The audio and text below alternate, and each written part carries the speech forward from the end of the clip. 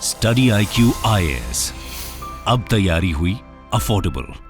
नमस्कार दोस्तों इजराइल का ऑपरेशन नदन एरोज ये अभी भी जारी रहेगा। भले ही यहाँ पर अमेरिका ने, जो बाइडेन, वर्ल्ड के बहुत सारे लीडर्स ने इजराइल को रोकने की कोशिश की, लेकिन उसके बावजूद भी इजराइल का भी ये कहना है कि वो ग्राउंड ऑपरेशन कर रहा है और ये ऑलरेडी स्टार्ट हो चुका है। ये खबर आप देख सकते हो, operation northern arrows will continue, Israeli ground raids begin in Lebanon. और इसी के बारे में हम थोड़ा डिटेल से समझेंगे कि एग्जैक्टली यहाँ पर हो क्या रहा है, साथ ही साथ भारत का यहाँ पर क्या कंसर्न है, इंटरेस्ट है, काफी कुछ आपको जानने को मिलेगा। चलिए आगे बढ़ते हैं, लेकिन उससे पहले मैं आप सबको यह भी बता दूं कि आप में से जो भी लोग 2025 की यूपीएससी की तैयारी कर रहे हैं, हमारा जो आखिरी प्रतिज्ञा प्लस बैच है ये कल से स्टार्ट हो चुका है। अगर आप इसको ज्वाइन करना चाहते हो तो लिंक दिया है कमेंट सेक्शन में और आपको यूज करना है ये कोड अंकित लाइव, ताकि आप मैक्सिमम डिस्काउंट ले सकें। और इसके अलावा अगर आप एमसीक्यूज अटेम्प्ट करना चाहते हैं तो मेरे इंस्टा पेज पर जाइए, वहां पर स्टोरीज में जितने भी एमसीक्यूज हैं उसको भी आप अटेम्प्ट कर पाएंगे।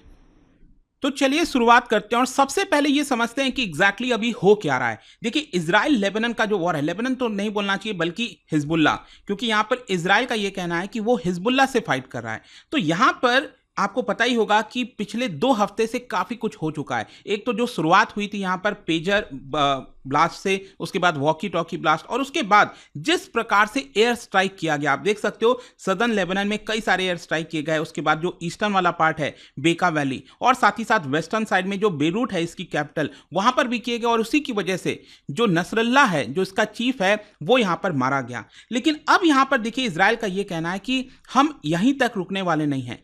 अब इसके अलावा जो ग्राउंड इन्वेजन होता है, मतलब बॉर्डर पार करके, और मैं आपको बता दूं कि पहले भी ऐसा 2 बार हो चुका है जब इजराइल ने बॉर्डर पार करके वो लेबनान में एंटर किए थे। एंड मैं आपको यह भी बता दूं कि वो ऑपरेशंस बहुत ज़्यादा ऐसा सक्सेसफुल नहीं रहे थे। लेकिन यहां पर सिचुएशन काफ़ी डिफरेंट हो गई है।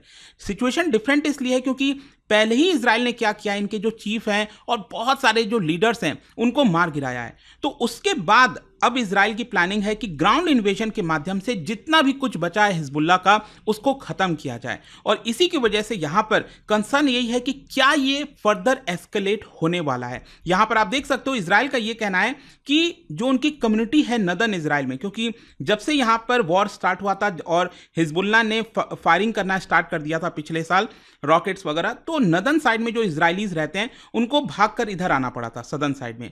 तो यहां पर इजराइल का कहना है कि हम अपने लोगों को वापस से इधर बसाना चाहते हैं। फर्दर आप देख सकते हो, जो इजरायली डिफेंस फोर्सेस हैं उन्होंने कहा इन accordance with the decision of political echelon, मतलब कि जो पॉलिटिकल लीडरशिप है उनके कहने पर कुछ घंटे पहले IDF began limited localized and targeted ground raids based on precise intelligence। मतलब कि यहां पर हिजबुल्लाह के कई सारे ऐसे ठिकाने होंगे जिसके बारे में इजराइल को पता होगा, उसको हम खत्म करना चाहते हैं और हम अब हमारी जो इजरायली कम्युनिटीज है नदन इजराइल में उनको वहां पर वापस लाना चाहते हैं। मैं देख भी रहा था, इससे रिलेटेड पिक्चर्स कुछ रिलीज हुई हैं, तो आप देख पाओगे यहां पर जो लेबनान और इजराइल का बॉर्डर है, यहां पर इजरायली जो टैंक्स हैं वो एकदम तैनात किए हुए हैं लेबनान में एंटर करने के लिए। और ये कुछ आपको याद दिलाएगा पिछले साल जब इजरायली ट्रूप्स ने गाजा के अंदर एंटर किया था 7 अक्टूबर, शायद ही कोई भूल सकता है, जब यहां पर हमास की तरफ से जिस तरह से अटैक किया गया अचानक से, और उसके बाद से इजराइल ने रिटेलिएट किया। और आपको पता ही है कि ऊपर की तरफ से जो नदन वाला एरिया है गाजा का, वहां से ये एंटर किए और पूरा जो एरिया है इसको साफ करते करते, क्योंकि अगर आप देखोगे तो जो गाजा में लोग रह रहे थे यहां पर, उनको भागकर एकदम नीचे सदर्न साइड में इधर आकर रहना पड़ गया। ऑलरेडी ये बहुत ज्यादा कंजेस्टेड एरिया है, दुनिया की one of the highest density population इस पर्टिकुलर रीजन में रहती है। तो बहुत से लोग यहां पर, हजारों की संख्या में, 50,000 से ज्यादा लोग ऑलरेडी गाजा के अंदर मारे गए।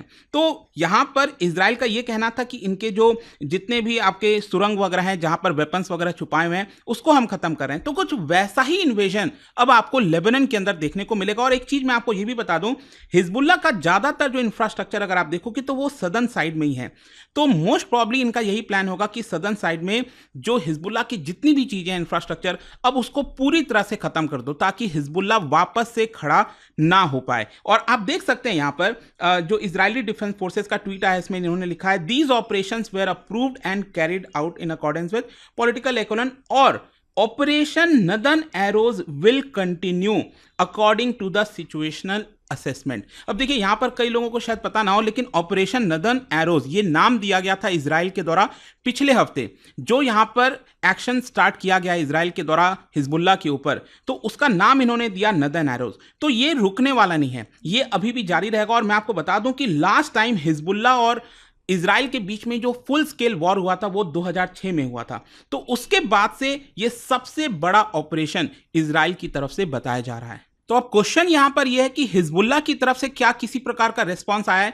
देखो अब क्या है ना कि प्रॉब्लम यह है हिजबुल्लाह के लिए कि उसकी जो जितनी भी इंपॉर्टेंट जो टॉप लीडरशिप थी, मिडिल रैंक में जो लीडरशिप थी, उसको काफी हद तक खत्म कर दिया इजराइल ने। तो यहां पर क्या है कि पहली बार जो नसरुल्लाह के डेथ के बाद पहली बार हिजबुल्लाह के जो डेप्यूटी हैं शेख नईम कासिम, इनकी तरफ से बोला गया और उन्होंने कहा कि जो भी इन्वेजन किया जा रहा है इजराइल के द्वारा हम उसका पूरा जवाब देंगे। We will confront any possibility and we are ready if the Israelis decide to enter by land. और साथ ही साथ यहां पर आप देख सकते हो उनका यह भी कहना है कि हम भी रॉकेट्स लॉन्च कर रहे हैं इजराइल की तरफ और हमारे जो रॉकेट्स हैं वो 150 किलोमीटर की दूरी तक जाकर हो रहे हैं। और साथ ही साथ उनका कहना था कि 2006 में जिस तरह से हमने इजराइल को वापस खदेड़ा था उसी प्रकार का ऑपरेशन हम भी करेंगे और इजराइल को यहां से हटा देंगे अगर इजराइल हमारे जमीन पर आता है, ये बोला गया। देखिए इसी सारी चीजों के बीच में बहुत से लोगों का यह भी क्वेश्चन हो सकता है कि बार बार हम हिजबुल्लाह की तो बात कर रहे हैं कि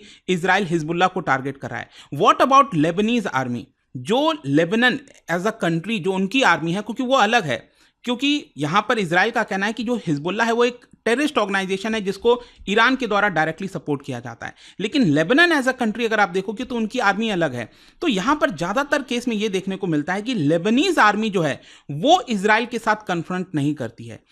इस केस में भी आपको ऐसा ही कुछ देखने को मिलेगा, क्योंकि पिछले साल से जो वॉर स्टार्ट हुआ है जहां पर हिजबुल्लाह ने डायरेक्टली रॉकेट्स वगैरह दागे हैं इजराइल के ऊपर, इन सारी चीजों में अभी तक लेबनीज आर्मी ने कोई भी एक्शन नहीं लिया है। किसी भी प्रकार का रॉकेट्स या कोई भी एक्शन इस तरह का देखने को नहीं मिलेगा। और देखो बात भी सही है, अगर लेबनीज आर्मी इसमें आती है तो ऑब्वियस सी बात है फिर इजराइल जो है लेबनीज आर्मी के ऊपर भी अटैक करना स्टार्ट कर देगा। तो मोस्ट प्रॉब्ली वो अपने आप को सिक्योर रहना चाहते हैं। और इस केस में भी अभी जैसे ही पता चला कि इजरायली आर्मी एंटर कर रही है बॉर्डर में, तो वैसे ही इन्होंने यहां पर लेबनीज आर्मी पीछे हट गई। बताया जा रहा है करीब 5 किलोमीटर जहां पर पहले इनका पोजीशन था बॉर्डर पर, वहां से लगभग 5 किलोमीटर ये ऊपर की तरफ चले गए ताकि वो इजरायली आर्मी को एक तरह से खुला जगह दे दिए हैं। और इसी की वजह से इजरायली आर्मी पूरा ऑपरेशंस जो है वो वहां पर कर रही है।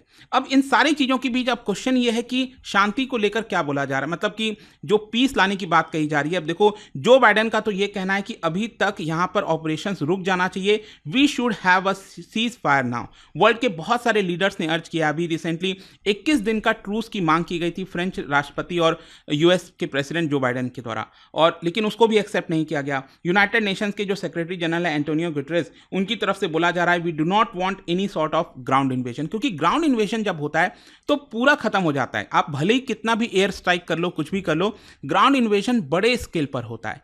तो खतरा यही है कि ये और बड़ा वॉर में कन्वर्ट हो सकता है। जहां तक भारत का सवाल है, देखो बाकी पार्टनर्स की तरह वेस्ट एशिया में अगर आप देखोगे सऊदी अरब, यूएई, ये लोग भी नहीं चाहते कि इस तरह का एक्शन हो, क्योंकि अल्टीमेटली इकोनॉमी और बहुत सारी चीजों के ऊपर इंपैक्ट होता है।